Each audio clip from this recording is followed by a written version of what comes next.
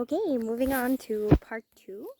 Um, so, what is the biggest benefit of learning to do some shadow work? So, I say learning because it is a process to learn and apply and practice techniques in order to do some shadow work, but it's also probably one of the most effective alternative self-growth technique that you can ever do as part as your whole inner work toolkit in order to evolve and accept yourself, like I said, as a whole, in order to become a better person, in order to set a beautiful example for your kids, if you have any, or just in general to set that example of that that there are multiple things that we learn as kids that are not acceptable, that we're not allowed to feel. Yet these things, when we grow up and we become adults, it's actually hindering us in our everyday life. So this can look like not achieving the dreams that we have. This can look like not attempting to do new things, or just being afraid of doing anything really that you at the core of yourself want to do, because you're scared, for example, of um, how you might fail, how others might view you. And this is part of the benefit of the shadow work. Shadow work can actually remove those obstacles for you. So, for example, the fear of judgment, the fear of failing, that can come from a core concept within that. Most of us as adults, we feel shame because as young kids, we have learned to behave by society standards, or by what are the people around us wanted for us, right? So we never got to be exactly who we wanted to be. Um, and then we've grown up with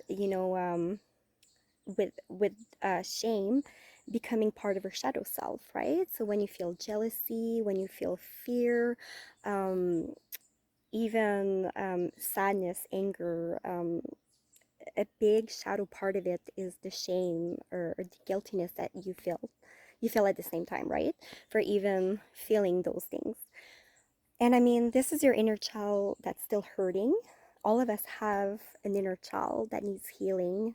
Um, and, like, shame was there when we were young because it would ensure that we keep receiving the love from the people around us who were supposed to love us unconditionally. Or shame would actually, get us back in check with, okay, this is how society is supposed to work. This is how you're supposed to behave in society. So now you're gonna feel shame because that's gonna get you back in check. You're gonna get the acceptance and the love that you crave, right? So if we just take the example of shame, for example, shame has always been there to protect you. That is great. You have to say thank you, shame. Thank you for having been there for me when I was young. But now this is hindering what I'm trying to do as an adult. And doing some shadow work, for example, and working through those different parts of yourself that are very deep within the surface. Now, working with those will unlock a new concept of yourself, right? So it's going to allow you to really grow as a person. And like I said, this is not part of any um, typical therapies that I've ever was made aware of. Shadow work is just something I fell upon on when I started doing more work and research on my journey, on my self growth journey of what's out there that we're not typically being thought, or that's not typically subjects that we hear of in our everyday life, right? So I invite you to explore what shadow work can do for you as an alternative therapy for yourself, um, just in order to evolve and grow as a person, and also use as becoming a role model for others around you, and for maybe your own kids, even, right? Your own family. So this is something, when you do work like that for yourself, when you do inner work, you have 100% control over the work that you do. So if it becomes too hard for you, or if it becomes too much, you can say, okay, whoa, I'm gonna stop here, I'm gonna take a break, and I'm gonna go back to this work when I'm ready.